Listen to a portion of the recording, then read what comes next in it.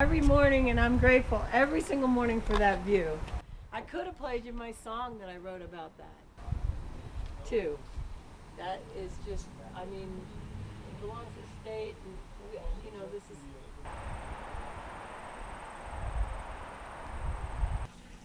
We wanted to be in a place and live within our means, and yet be able to give our daughter things that, were important to her. Years, and then there's just like all plants that have been here forever, and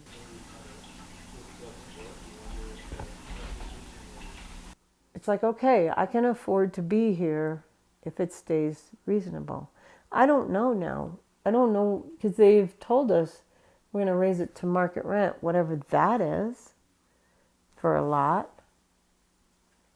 So I have no idea what they're going to put it at. But as it is, I'm still paying off this place. I have to have a roommate, because, to help me with the bills.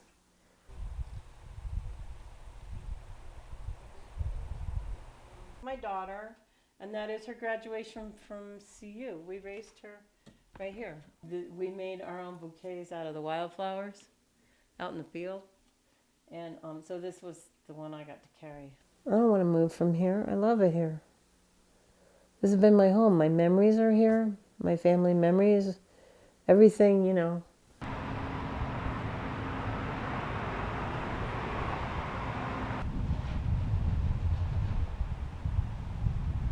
I used my retirement money to pay for repairs and the purchase of the mobile home. And unfortunately, the park has closed and my mobile home sits there. We can't live in it. I can't recover my money right now until we go through a legal process, and there's no guarantees with that. So basically, we were shoved out of a home that we had paid off.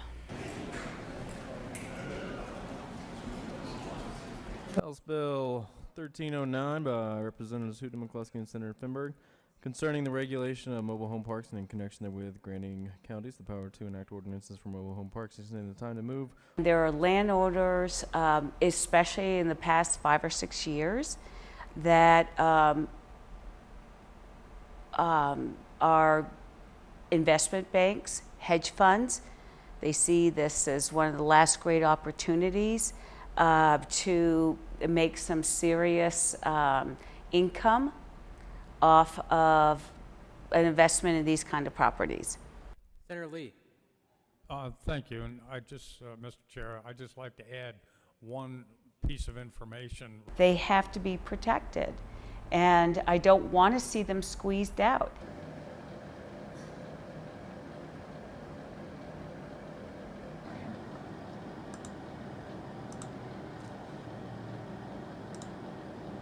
So what I am hoping, and I believe will be true because people are taking their jobs very seriously, is all these complaints you're hearing, there is a low-cost method to be heard and investigated now.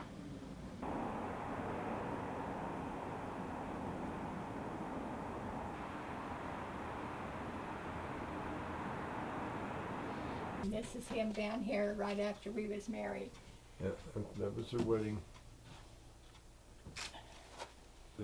There's a big Well, yeah, she met my dad with a shotgun put in his face and said, When I moved here, my folks were still living down in their home, and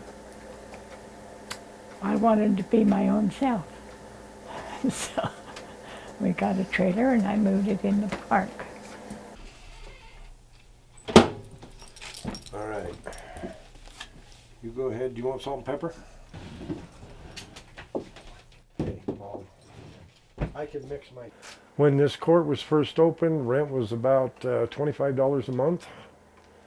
And that was back in the 50s. And even today, it's only $350 a month currently. Now that may change once the county makes their changes and their improvements that they're going to do.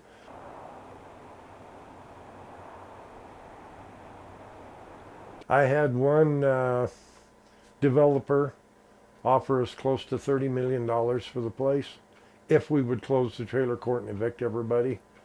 We turned him down. The other developers wanted to offer about half of that, they was going to leave the trailer court, but they wanted to do some other development that would impact it and eventually would have closed the court. So we turned them down. You're a monkey.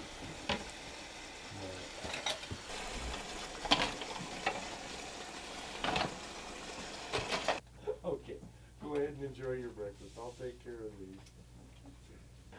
We watch out for each other. They alert me to things. I mean, they help out. And it's just like a big extended family. And we just could not, in our own persons, throw them to the street and make them homeless. We just couldn't do it.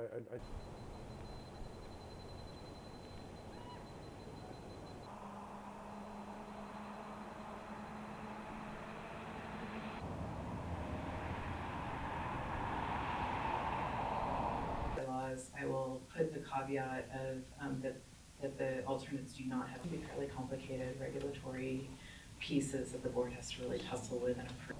We have some houses in one of the developments that are. Come on. So you are welcome to come into my yard. Hey, get over here.